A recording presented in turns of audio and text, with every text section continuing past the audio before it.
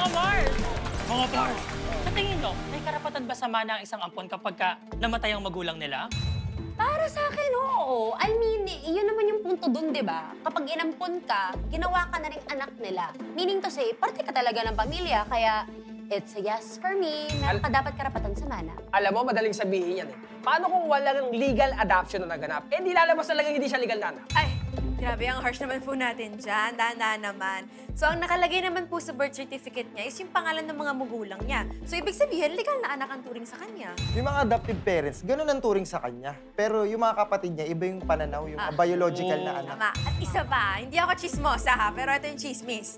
So, ang bali-balita, pati nga raw yung mga asawa nila ay nakikikamkam sa mga naiwang mana nung nanay niya. Ay, may pagkamkam. Teleserye yun. Baka telenovela. Ay, naku, ang laki ng problema nyo. Eh, hindi naman tayo sila eh. Kaya yan ang dapat nating alamin ngayon kay Tito Boy. Tito Boy, anong masasabi mo?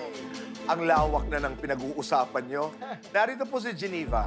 Siya isang babae, sinasabing siya isang ampon. Pero nakasulat sa kanyang birth certificate ang mga pangalan ng kanyang mga magulang. Siya ba'y may karapatang mabigyan ng mana ng kanyang mga magulang? Yan ang kanyang inihihingi ng payong kapatid kay Kuya Alan at Ate Pia. Narito po si Geneva.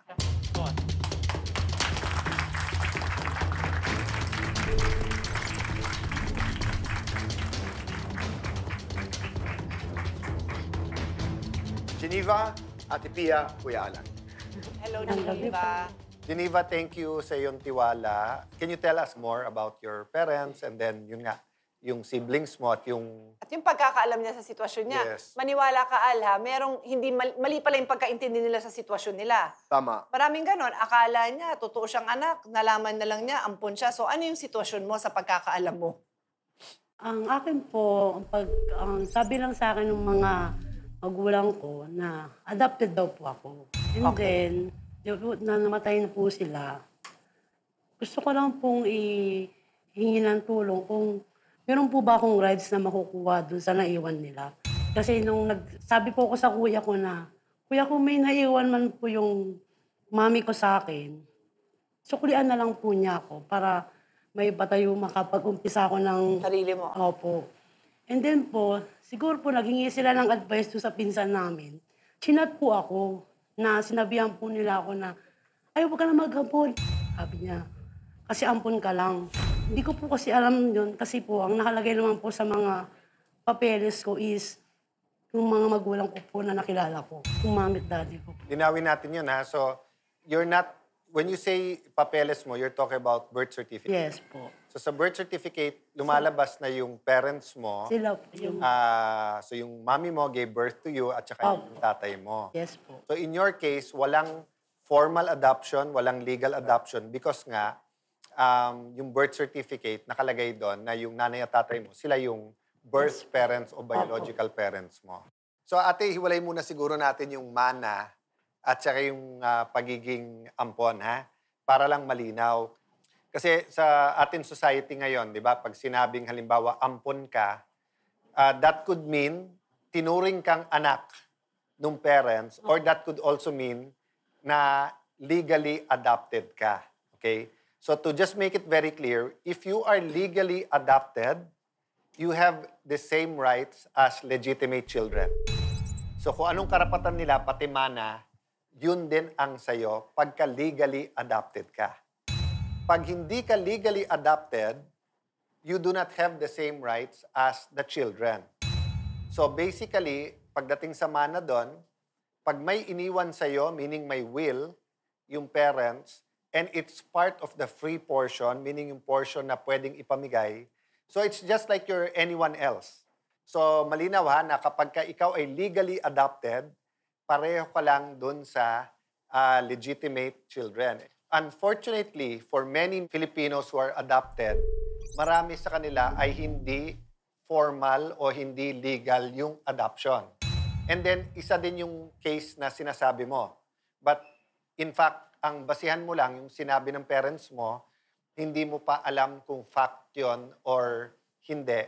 So, in your case, yun yung sinasabi mo, na ang sinabi ng parents mo sa'yo, adopted ka, but they were using it in the loose term, meaning hindi legally adopted. But inayos kasi nila ang birth certificate. And many people think na pag ayos yung birth certificate, that's the end to it. And marami kasing nag-a-adapt na ganyan, wala silang anak. So pag walang anak, sila lang, walang magko-contest, for example, nung mana.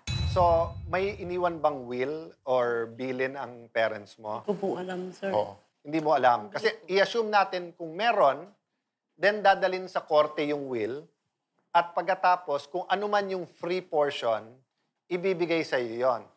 Pero kung walang will, and mapatunayan ng kapatid mo na hindi tunay yung hindi mo tunay na parents at simulated nga yung birth certificate, the law might seem very harsh, but actually, wala kang karapatan dun sa property ng mga magulang mo.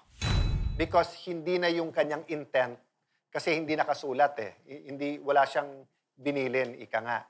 So, ang mangyayari nun, para kang stranger. But were you close to yung, ilan ba siblings mo? Dalawa lang po kami. Dalawa lang kayo. So, close naman kayo nung lumalaki kayo? Or? Okay naman po kami. Kaso, ito yung sa asawa na po, parang, siyempre, parang iba na yung turing sa'yo.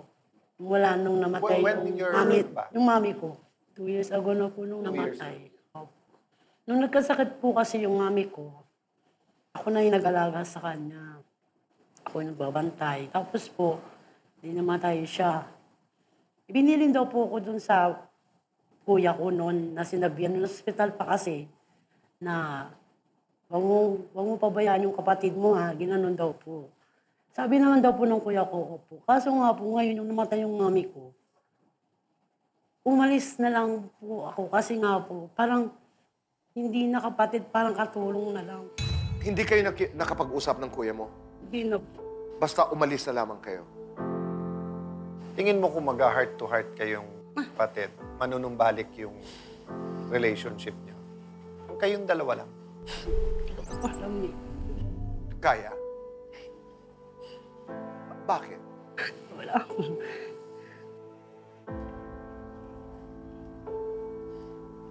Kasi di ba kaya ka binili ng mami mo, naniniwala siya na kuya talaga ang turing niya.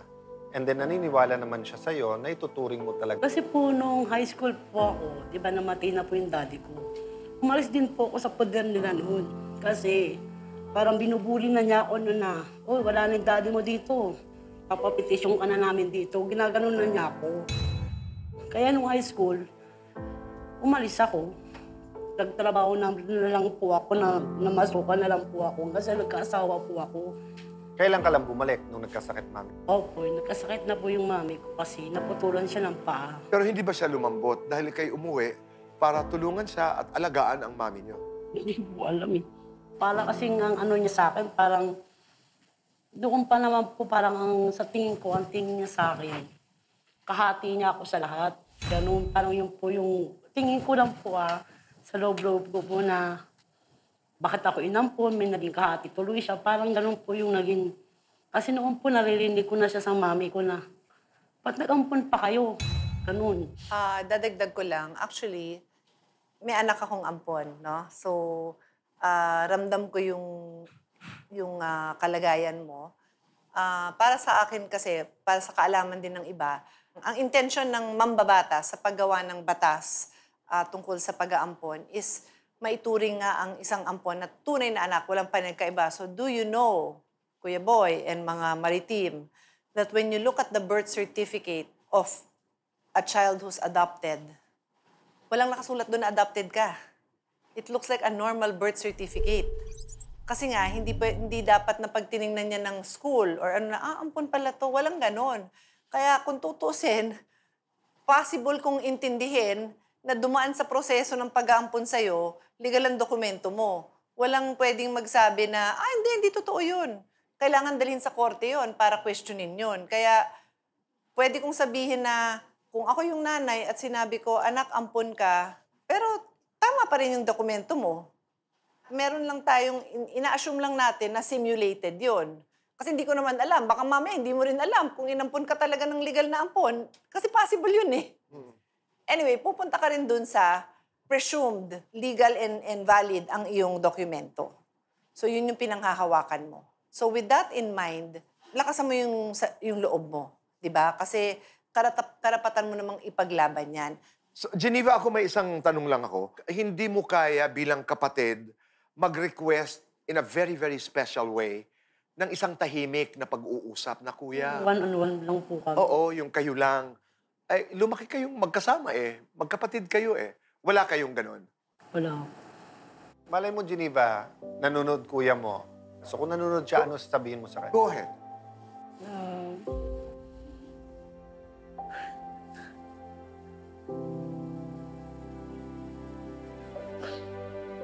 Kuya, sana ang hindi maging turing mo sa akin na sinasabi mo ampon ako, sana maging turing mo sa akin yung talagang dugot naman nyo ko. Kahit wala na yung mami at daddy ko, okay tayo. Yun. Mahal kita, kuya, kahit anong mangyayari. Ikaw na lang yung natitirang alaala ng mami ko. Yun lang po. Maraming salamat, Geneva. Salamat. Maraming salamat sa iyong pagtitiwala sa amin. God bless you. God bless. Sa ating pagbabalik naman ay meron tayong mga katanungan mula sa maritim katulad ng pag ikaw ba'y bumili ng isang bagay sa tindahan at walang panukli ang may-ari at binigyan ka ng candy, pwede ka bang tumanggi? Isa yan sa mga katanungan na sasagutin ng yes or no ni Ate Pia at Kuya Alan sa pagbabalik po ng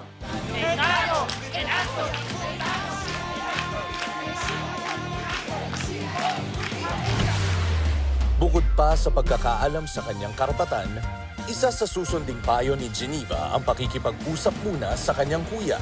Susundin ko po yung in-advise sa akin ni Ate Pia at sa Kuya Alan na mag-heart-to-heart muna kami ng kuya ko. Sana maging maayos kami ng kuya ko, hindi na kami umabot sa mas magulo pang sitwasyon. Sana maintindihan niya kung ano man yung hinihiling ko para sa akin.